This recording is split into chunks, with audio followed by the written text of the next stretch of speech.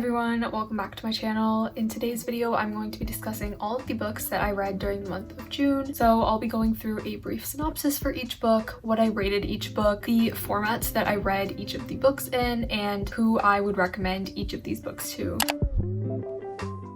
As always, I'm going to first give you a brief overview of what my reading looked like during the month of June. So I ended up reading 11 books total, and my average Storygraph rating was 3.8 stars. Overall, I really enjoyed everything that I managed to read in June, and I'm really proud of myself for reading 11 books while starting to work full-time again, but I really wish I read more books with LGBTQ+ representation because it was Pride Month. What ended up happening is I picked up a bunch of holds from my library, and I was too busy reading those to get around to any novels with LGBTQ+ characters at the forefront of the story. So before I get into the books that I did end up reading, I wanted to first share a few titles that have LGBTQ+ representation, and I am hoping to read these titles during the upcoming months. Realistically, I think I'll be able to get around to them in August, so you can expect to hear my thoughts on these books at that time. For the sake of time, I won't give you a full synopsis for each of these books, but I will link their Storygraph pages in the description of this video if you want to check them out for yourself. So first up, we have She Drives Me Crazy by Kelly Quinlan. Next, I want to read Simon versus the Homo Sapiens Agenda. Then I want to read Hani and Ishu's Guide to Fake Dating. After that, I want to read The Lady's Guide to Celestial Mechanics by Olivia Waite. Then I really want to read Ace of Spades because I've heard so many amazing things about it, and I think it'll be right up my alley. And I am extremely late to this, but I still need to read Red, White, and Royal Blue, so I'm hoping to get around to that. I also want to read Radio Silence by Alice Oseman. I'm obsessed with Alice Oseman, and I really think I'm going to enjoy this book. And the final title that I will mention right now is another one by Alice Oseman, and it is Loveless. Honestly, I want to read everything by Alice Oseman, and one day I will get there. But if you have any recommendations for books that have LGBTQ+ characters at the forefront, please leave them in the comments below. I would really appreciate it because I am trying to find more of those. But with all of that being said, let's get into all of the books that I read in June. For me, June was all about reconnecting with my inner child, so a lot of these titles will be either middle grade or even below that, so just keep that in mind. If you want a better representation of what I read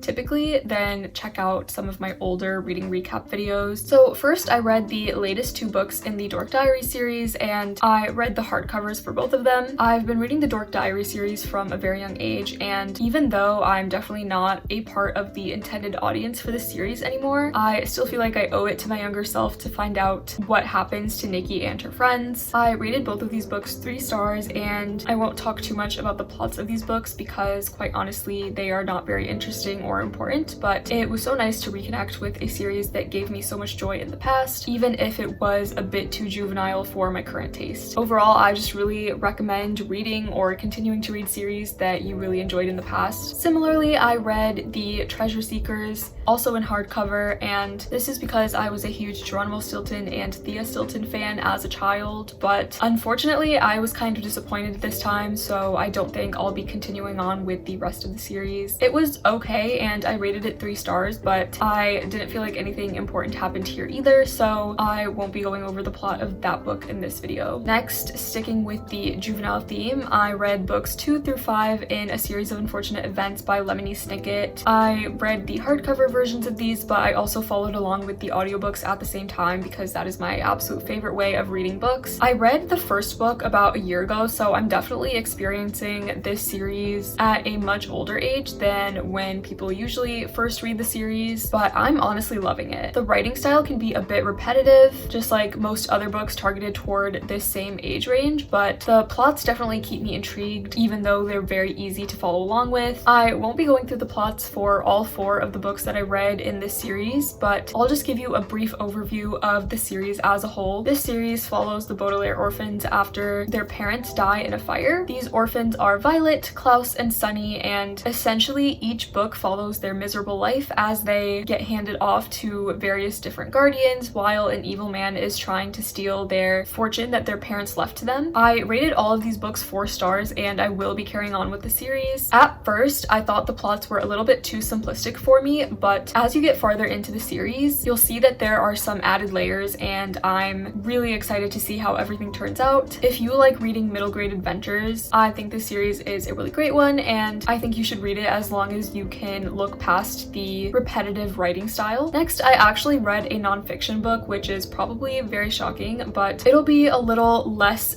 shocking once I explain. This book is When Stars Are Scattered, and it's a memoir that's in the format of a graphic novel, so it really didn't feel like I was reading a nonfiction memoir at all. It follows the story of Omar and his younger brother, who have both been separated from their parents and have become Somali refugees in Kenya. This refugee camp is severely underfunded and life is very, very hard there, and it doesn't seem like things will get better for anyone, especially not Omar. However, one day Omar is presented with the opportunity to receive an education, and we get to see Omar's journey as he struggles to decide what to do. He has always wanted an education so that he could somehow have a better future, but he doesn't know if this is something that he can realistically achieve. This is because he feels like he has to take care of his younger brother at all times because his younger brother is disabled and he is the only family that Omar has left. This book was so heartbreaking, but somehow there were also lighter moments woven throughout the story, and I absolutely adored it. It touches on some extremely important topics that I think we should all be aware of, and I also love the way that the concept of hope was described. I also thought it was really interesting to see how women were treated at this refugee camp, and there were a lot of intricate themes there as well. If there's one book that you read from this video, read this one. It was incredible, and it's probably the only nonfiction book that I will ever recommend. Another memoir graphic novel that I read is Sisters, and I read this in paperback just like When Stars Are Scattered.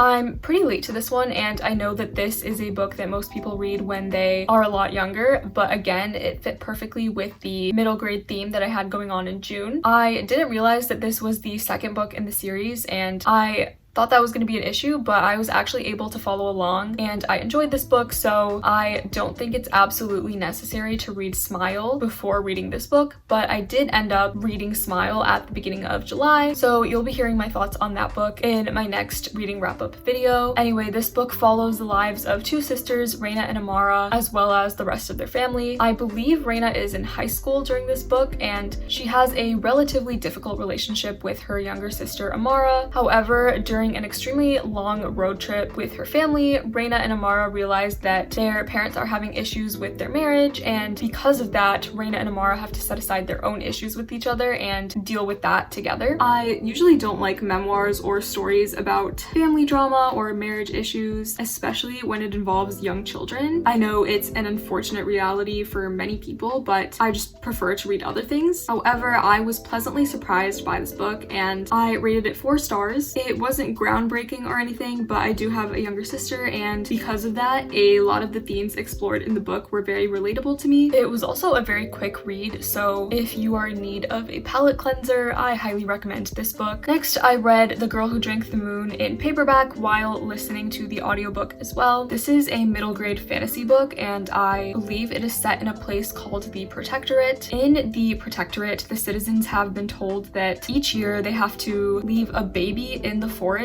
as an offering to a witch who lives in that forest, and this is done so that the witch will supposedly leave the citizens of the Protectorate alone. However, this is all just a big lie because the witch who does live in the forest is actually a good person and she would never hurt anyone. She is really confused about why the people of the Protectorate keep leaving their babies in the forest for her, but she does end up taking those babies and relocating them to loving families elsewhere. One year, this witch accidentally feeds the sacrificed baby some moonlight, and this gives that baby some magical powers. After making this mistake, the witch decides to keep the baby for herself and she names the baby Luna. Luna's magic is very dangerous, so the witch decides to keep everything a secret until Luna's 13th birthday, which is when her powers will reach their full potential. While all of this is going on, a man in the Protectorate is dead set on killing the witch in the forest so that the citizens of the Protectorate won't have to sacrifice a baby each year. And on top of all that, we start to see some shady business going on in the Protectorate. I rated this book 4 stars and I genuinely enjoyed it. If you're in the mood for a middle grade fantasy, I highly recommend this one. I loved all of the side characters and I thought that they made the story much more enjoyable. I also loved how at first we are introduced to a few different plot lines and we're not entirely sure how everything ties together, but as we get further and further into the story, we start to see everything coming together. It was very satisfying, and although it wasn't the perfect read for me, I think it's a very typical example of a good middle grade fantasy, so I definitely recommend it. After that, I read The Invisible Life of Addie LaRue in hardcover while listening to the audiobook at the same time, and I have heard so many mixed things about this book, so I was a little bit apprehensive going into it. This book has been all over the internet for a pretty long time, but just to give a brief synopsis, this book follows Addie's immortal life as she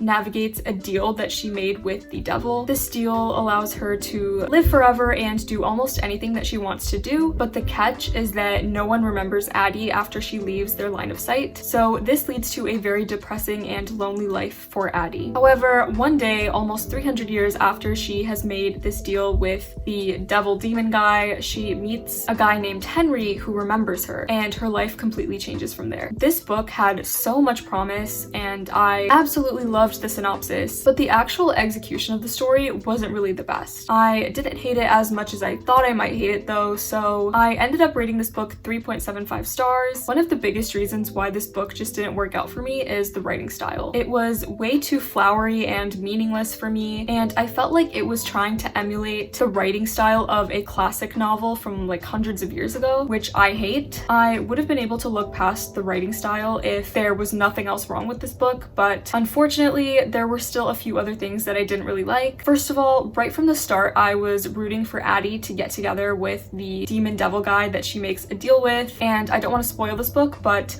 I wish we got more scenes with them interacting with each other. There were definitely a handful of those scenes, but I didn't feel like it was enough for me, and since I didn't get enough of those scenes, I wasn't really sure how to feel about the ending of this book. Overall, I liked the ending, but I do wish it turned out slightly differently. Another thing I didn't really like was how Henry was characterized. I felt really bad for him and the things that he went through, but I just didn't see how his relationship with Addie worked well. In my opinion, the only reason why Henry and Addie got together is because Henry was the only person who could remember Addie, and I really didn't see any chemistry between them. Just in general, Henry was a little bit too vanilla for me, and again, I was personally rooting for Addie and Luke, who is the demon guy. The reason why I even gave it 3.75 stars is because I absolutely adored every single scene that Luke was in. Overall, I think it's just one of those books that everyone has a different opinion on, so I think if the synopsis interests you at all, you should read it and just form your own opinion on it. So those are the 11 books that I read during the month of June. Overall, it was a decent reading month, and I feel like so far July is going the exact same way. I really hope that you were able to get a few book recommendations out of this video, and I hope you enjoyed watching. I will see you next week.